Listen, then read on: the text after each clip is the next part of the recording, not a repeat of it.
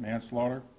He had a $500,000 bond set on him, and he was taken into custody to the Bell County Jail.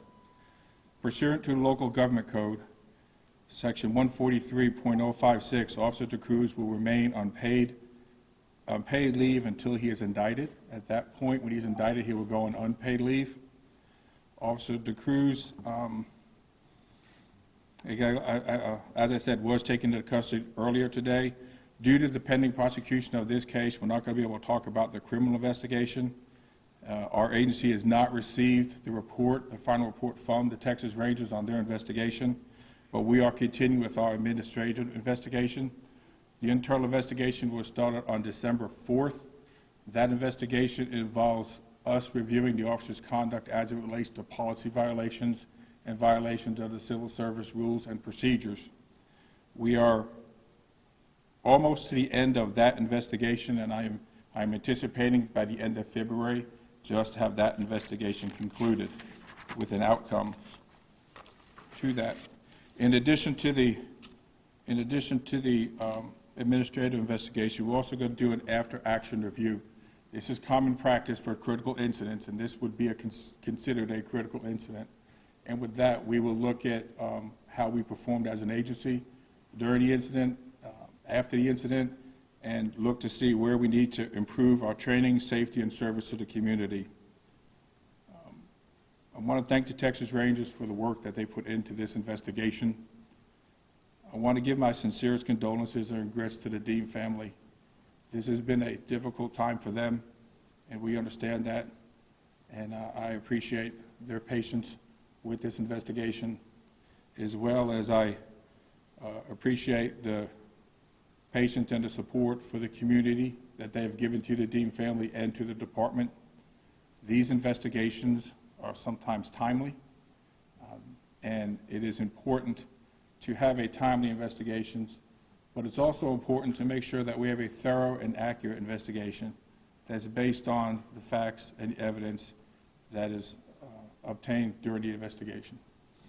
So again, it is our intent to improve in areas where we can, but for right now, we're just going to finish out the administrative investigation. Any questions? 10 weeks. 10 weeks into the investigation, does it normally take this long to find out and release information? And have you guys seen the dash cam footage? 10 weeks for the criminal investigation? Yes, sir. Well, any investigation, there are some investigations you can arrive at the scene on, and based on the evidence that's there, you can determine pretty quickly what may have occurred. Other investigations, it may not be as clear, so you have to base it on the evidence, that you receive, witness information, reports, in this case a dash cam, a body cam. So it's going to depend. Each investigation is different. So some are obvious and some need a little bit more investigative work to find out what happened. Chief, but from the first day, you could say to the TPD, the department knew what happened. What do you say to the community? I mean, we've heard for weeks, not evidence, but the Rangers have now come back and said there is, on their part, their investigation, a violent manslaughter charge. What do you say to the community? It's been repeated to trust the process, but yet the officers still being paid. What do you tell the community in this area? Now that we do have a manslaughter charge, what is the message to your community? Well, the message to the community, I would say, would be to have trust in the system. From the very start, we asked the Rangers to come in and complete this investigation for us as a way to have transparency, as a way to have an independent investigation without influence by us.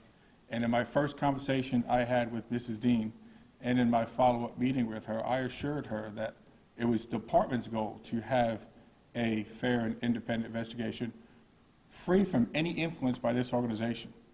And what I told her is, regardless of what the outcome was, we were going to support that outcome, and we were going to deal with the aftermath of that. And that's kind of the way we're going. As far as him still being paid, I understand that there are some concerns with that, but that is actually state law. While he's being charged with a crime, he is still going to be unpaid leave. Once he's indicted, then he goes on unpaid leave. So while he's charged, he's on paid leave. Once he's indicted, he'll go on unpaid leave. That's a law we have to follow. And then you would go as far as the firing part of the mission, is that in the latter parts, or are you saying you're going to wait until it all plays out? I have moved forward with the internal affairs investigation from the start, and we are in the final stages of that right now. The state law and our meet and confer agreement have it where we have to follow a certain process. And within that process, there are several steps we have to take. And in the final step, we have a series of meetings with the officer. And in that meeting there, we talk about the allegations and what I'm considering doing, what actions I plan on taking. And until we get through with that process, I'm not going to be able to talk about it, because in this whole system is designed to provide due process to the officer and fairness, and to afford him the opportunity to make sure before I make a decision that I have encountered and I have considered all of the facts and considerations that he wants. And once I get those, then I will go ahead and I will make a decision on. Chief, who chooses the case of this investigation? I have to tell you, I've been involved in other investigations of the same state law where an officer has been fired for, when an officer has been arrested for. We're 10 weeks later, and to blame it all on the state, is it not your office who's setting the pace for the internal affairs investigation? The internal affairs investigation is set by, is our pace. We set our pace. You're setting the pace for that, correct? Yes, we are. Okay. But we have 180 days to complete that investigation, and we're going to. 180 days. You don't have to use all 180. That, well, if you let me finish, I was going to say that. We will have ours done long before that. Chief, so I have the arrest affidavit here with me, and I was wondering if you could talk to protocol when pulling someone over for speeding like the situation was. Is it protocol to go guns drawn with your finger on the trigger? That would not be the normal protocol, no.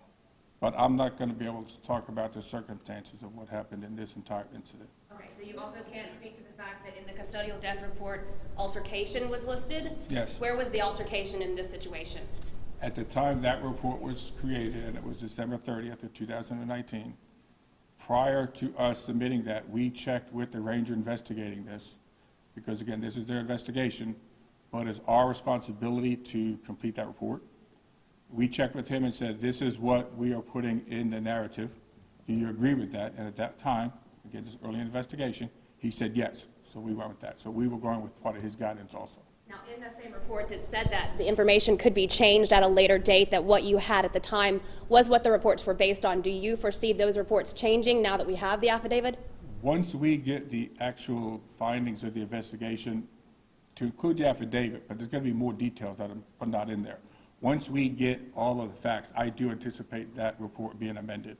What we turned in was the original report, and it has to be turned in within 30 days, so it's quick into the investigation, and they afford us the opportunity to go back and amend it later on, and that's what we're going to do. Is it standard protocol for an officer to put their hands inside the vehicle as described in the affidavit? Again, I'm not going to talk about I didn't investigate a criminal case. I don't have all the facts the rangers have, so it would be inappropriate for me to come out now and say something that I'm not aware of. Report to the Attorney General, why was that not released to the newspaper Telegram earlier? You reported on the first one, about on the 31st. Why was the second one not released? Initially, when those reports were turned in, we were not aware of the fact that in December of 2016, the Attorney General's office had made those open to the public as quick as they were doing it. We were not aware of that at that time. We have since learned, and the reason why we weren't is because we don't have many of these investigations. I think we've had 3 in the last few years, so we were not aware of that at the time. So they weren't put out. Were you aware when we reported on the first report that it was found that it was an open record? Because obviously it's on the Attorney General's website. So why was the second report not given to us? Until we found it through another civil rights and Associated Press. Why wasn't it released when you knew it was an open record based on the fact that it was on the Attorney General's website? We when the first report came out, that was a surprise to us again. We had completed these reports, we turned them in, and basically that was the end of it. We didn't turn the other one over because we just didn't think of it. I mean, that's the answer. We fill them out, they're not our form, they go to the Attorney General's office. We turn them in to them, we file it, and that was. Are there any other reports that haven't been turned over that you filed with other agencies? Not that I'm aware of, no. Chief, this is the second officer to be charged within the last 10 weeks. What do you say to citizens who may have concerns about this? I would say these are isolated incidents. I put something out last week on this. These are isolated incidents by individuals, not the entire department, and I would not want that to define a department. We have always had a history in this department of holding officers accountable. And when an officer does something right, we stand by and we praise them. When the officer does something that may be a violation of policy, we will still support them as a person, but we will hold them accountable. And we have done that in the past, and we will continue to do that now. But I would not want all the hard work performed by the other 152 officers to be overshadowed by this. Our officers have continued to work diligently to serve this public during this entire situation, and I expect them to continue to do that. Have you had any prior investigations with this officer, Connie Cruz? Any prior investigations with him and another civilian within the city? He was involved in an incident that was put out in the newspaper where him and another officer were involved in an incident with a juvenile that wound up underneath a car. But I will tell you, Officer DeCruz was not driving that vehicle at the time. It was investigated. He was cleared. And I believe the civil litigation brought against the city at that point was also dismissed. This officer has not been a problem officer for us, if that's the point you're asking me. He has not been. This has been a very good officer. He's been dedicated for 9 years to this department. 2.5 hours before this incident occurred, he was one of the officers part of the honor guard leading the parade in Temple during a Christmas parade. So he has not been a bad officer. He has been a good officer, and he has served this community well. Chief, in recent officer-involved shootings that have happened in neighboring cities, we've gotten dash cams, we've seen the body cams, we've seen every video related to that case. Yet, in our requests, we've requested multiple times, the city and your department says that you will not release those body cams. But we've seen it in Fort Worth, we've seen it in Dallas. The police departments have released those videos the same week as the shooting. Is there any plan to release any kind of video from your department? Not at this time. There's not, no. What is There's coming from the internal investigation that is keeping you from wrapping it up? What is what? So the internal investigation hasn't come to a wrap just yet. You Correct. said it would be by the end of February. Yes. What is missing to be able to tie up those loose ends? It is a process. I have to have 3 meetings with the officer, and in between those meetings, there's 5 business days. I have to wait between the first meeting and the second meeting and the second and the third. So it just takes a little bit of time to get those through. And again, on the front end, we want to make sure we have a thorough and accurate investigation, just like to do with the criminal investigation. So it takes time to work through that. On the front end of it, there's a lot of formal processes and notifications that we have to make. It's not as simple as just going out there and starting an investigation. There's a process that we must follow. And the reason why it's important to follow all the steps is because at the end of this, whatever discipline I impose, the officer can request a hearing to appeal that decision.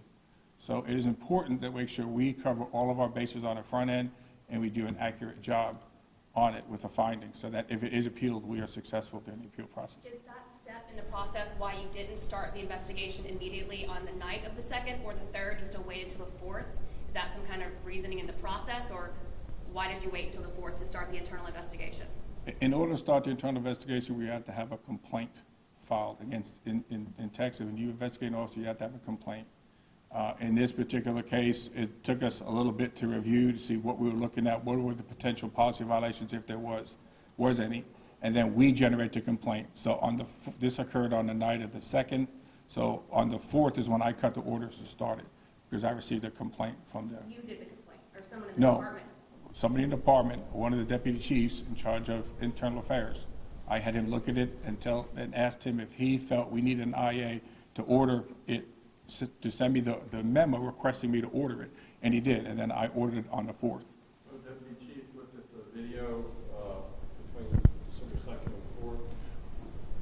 We look at the actions that night, and in this particular case, you have an officer-involved shooting. That right there could trigger the IA just because of the type of force. It doesn't mean they've done anything wrong, but just because they use that level of force, we're going to go ahead and generate it. So that's what we did. Video between then? Did they what? Did you look at the video between the second and the fourth before the investigation will start? Which video? The whip? I'm sure he did. I'm sure he did. Yes, I'm sure he did. If that was the case, why wasn't there any narrative released describing the event? Well, because, again, we're not investigating it. We turned it over to the Rangers. And when you have somebody else conducting an investigation for you, it would be improper for us to comment. Because if we say something that is not accurate, or if we say something that turns out to later on not be accurate, or in this case, not correct, if someone wants to complain about something, then we have now damaged that investigation. It is important to let the fact finders, and those are the investigators, be the ones to handle the questions. And that's why we directed questions to the Rangers. Early into this investigation, they provided us with the name of their PIO and his point of contact information, and said any questions related to this investigation, send them to us.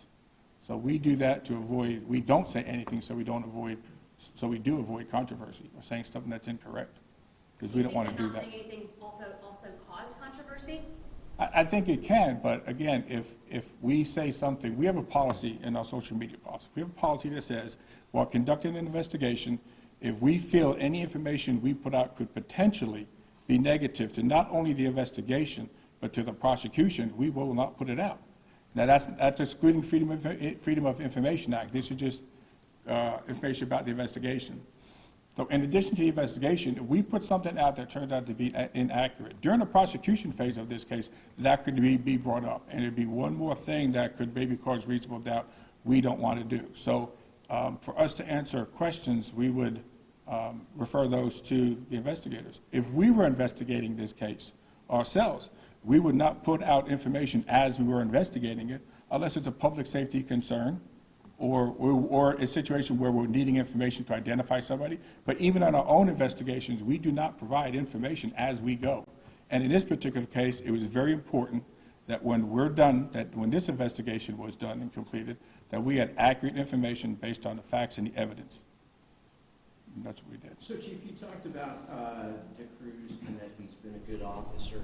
Now, I understand that he's violated 3 policies of the department from the shooting. Can you talk about that? We are looking at all the policies. I can't comment right now because that process is not completed. If I was to publicly come out and say he violated XYZ policy with a recommendation, it would seem like I'm not giving him the due process that the system requires. So until this investigation is completed, I'm not going to be able to do that. Upon the completion of the investigation, any discipline I take, then this record becomes an open record and it's open to the public. So once the investigation is completed and I hand out discipline, then it becomes an open record. And why wasn't the officer arrested the first day of the shooting? Because the Rangers were investigating the case to get up facts to build up. He did turn over his gun over to or offered his gun to some of the other officers. His weapon was secured that night by the Rangers and placed in our evidence room until they needed it for the analysis that they were taking. Have you spoken to the Dean family at all? What was your communication with the Dean family when you guys first began your investigation? I spoke with Mrs. Dean on the phone, and then after that I had a meeting with Mrs. Dean on December 6th, and that's the last communication I had with Mrs. Dean because they designated Mr. Merritt as their point of contact, and from that point forward, when they designated Mr. Merritt as a point of contact, then he became that person. In turn, we had a representative from our department who then became the point of contact to relay information to Mr. Merritt, and I believe they had each other's contact information, so any questions that come up, they could communicate. When did one of your officers or multiple officers go to the Dean family to tell them that Michael had been shot? It was that night. That night? That night they did. And what did they say about the autopsy report? Was it saying the body was in Temple or in Baylor? Did they go through those channels properly? The autopsy report, we have not seen the autopsy report. When the autopsy report was filed and returned back to this county, it went to the Justice of the Peace, who requested it, and it went to the investigative agency, which was the Rangers. We did not talk to the Dean family that night about the autopsy. We didn't have it. So when the autopsy report came back here, I believe the Justice of the Peace released it. At the time he released it, we did not have that report, hadn't seen it. So it went to Rangers and it went to the Dean family, and it went to the judge. Some of us were here that night. Is there a particular reason why we didn't find out it was a homicide the next day, even though there was a scene there Right. the night of? Well, the homicide ruling is something that's determined when the autopsy report is done. It has to follow one of the categories. And the official ruling then comes from the Justice of the Peace. And he made the call that it was a homicide. Follow up on his question, there was devil was there that night, and with other option-involved shootings that we've gone to with in neighboring cities, they at least told us, yes, there was an officer-involved shooting, yes, somebody was hurt. Was there a reason why we couldn't even get Temple PD to confirm that someone had been hurt? All we got was there was an officer-involved shooting. Okay. We will have to look at that in our after-action review to see why that wasn't put out. You know, when you're on a scene like that and the media shows up, you're not going to get initially that we have somebody who's deceased because, again, this is a roadway that had a lot of traffic on it, and what we wouldn't want is for somebody to go by, recognize the car, and through social media learn that there's been a death, and then link that to a family member. So initially, we wouldn't put that out that quick right away. But at some point, we should have, and I will find out at what point we did that. That's going to be it for the questions. Yes, the family Last one. question specifically that you guys didn't tamper with the car. Is there a reason why the car was washed with bleach of the blood? When we got the vehicle back from the Rangers, it was not evidence at that point. They signed it over to us, and they told us it was our property and to go and return it to them. The reason why we have done that is the same reason why we have done in the past in a suicide situation, for an example. Our officers have helped clean up so that it's less traumatic for the family, and that was the mindset we had in here. For us, we were returning a car back to a family whose son was just killed by the police, and we thought it would be inappropriate to return it. No, it's property. All right, if you have any more questions, if you would please submit them to our PIOs, and thank you for coming out tonight.